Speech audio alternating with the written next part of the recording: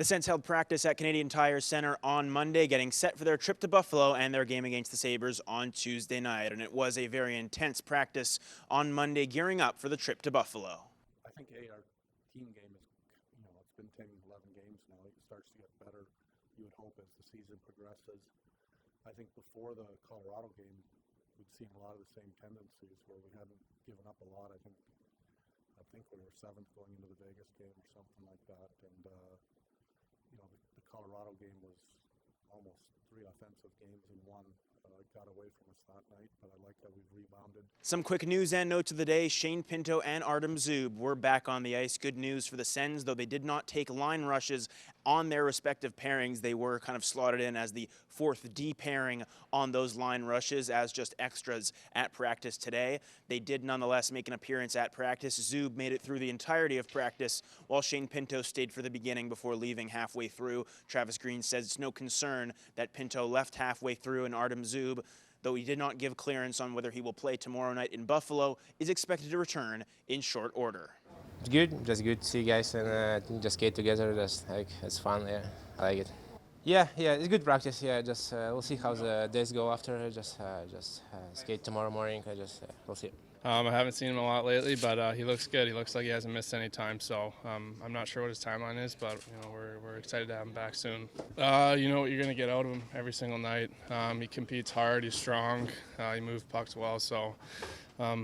He's excellent in all aspects. As mentioned, it was a good practice this morning for the Sens. Good intensity, good flow, and a good pace overall. The power play was looked at as well ahead of the game in Buffalo. And looking at the defensive structure of things, the Sens have improved in that category over the past few games and looking to build on that as they head into Buffalo tomorrow night. Part of it is not turning pucks over. When you get into that turnover game, you're gonna give up grade A chances.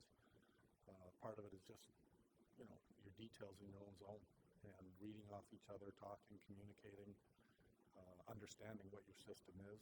And I think we've seen improvement from game one to last game. It's committing to it and understanding it when you watch video, really thinking about what you have to do in these scenarios.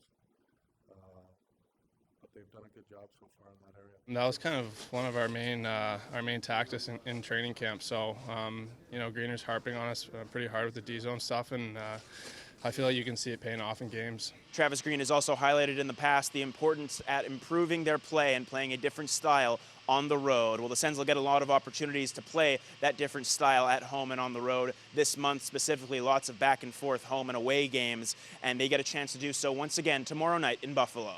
Last game, I just felt like we played a mature game. We didn't make a lot of mistakes, and when we did, we're talking it out. Great D zone, like I mentioned before. So, I think it's on everybody, and we're just playing mature hockey right now. Another highlight from Travis Green this morning was the fact that the Sens have improved their play since that Colorado loss just a couple of weeks ago, able to put 3 strong games together and looking to keep that consistency up as they head into Buffalo tomorrow night. As a group, I think they're understanding that to win in the league, you can't just score your way to wins, and we get a lot of buy-in.